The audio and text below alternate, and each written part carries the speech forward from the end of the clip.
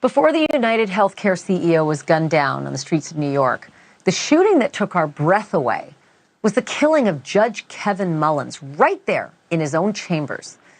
We know who fired those shots. It was on video right there. That was Shawn Mickey Stines right there with the gun.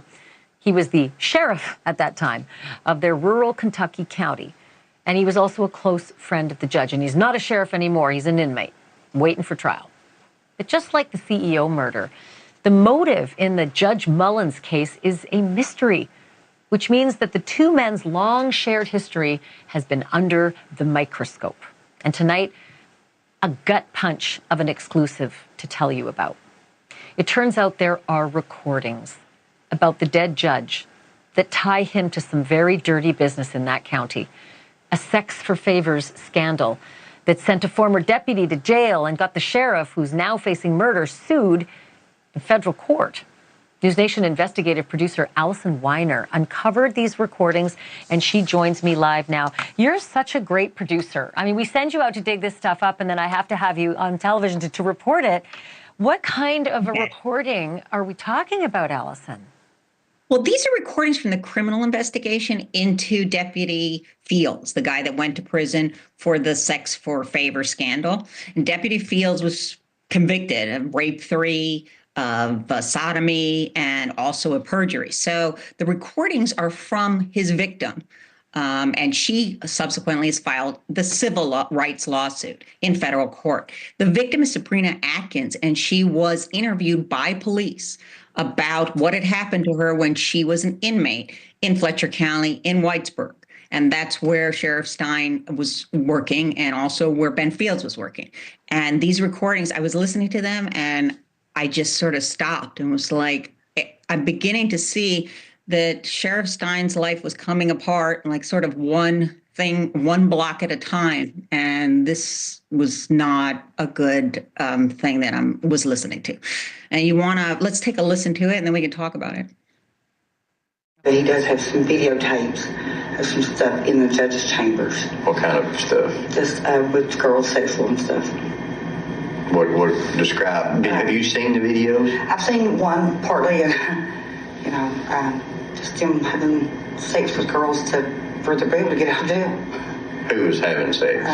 Ben and just some higher ups up there. Who? The judge and. You saw the video. Mm-hmm. Yeah. What did you see on the video? I mean, I've seen Judge Mullins having sex with a girl. Who was the girl? I don't know. Because I don't know a lot of people from over there. Where was it at? In his office, in the judge's chambers. Is that the same place that you were meeting Ben? Is that how you know it was the judge's chambers? Yeah. And this was Judge who? Mullins. Allison, wow, that's pretty clear. That's her saying Judge Mullins was having sex with these people in his chambers, just like the other deputy. Here's the question I have, because it seemed to me that it became an open secret among female inmates that you can sleep your way out of jail because these men and these higher-ups, not the ones necessarily on the screen, this is an allegation only, will have sex for these release favors. That's correct. And by the way, the Sheriff Stine, denied during his deposition, which was a couple of days before the murder, that he had he had any idea that any of this was going on.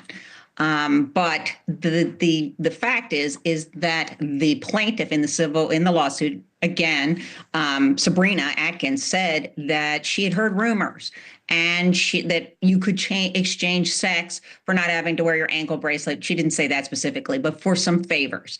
And that's exactly what ended up happening, because she couldn't afford to pay for the ankle bracelet. You have to pay for the ankle bracelet weekly. And those are the allegations in the civil lawsuit, that Sheriff Stine should have known or knew about what was happening with Banfields. And Sheriff Stine is the big name in that lawsuit. It's Sheriff Stine and unknown superiors and Banfields.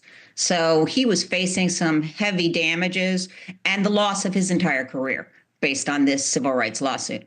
And frankly, the plaintiff's lawyers told me, Ned Pillersdorf has told me several times, because it's like they were running a brothel out of that courtroom.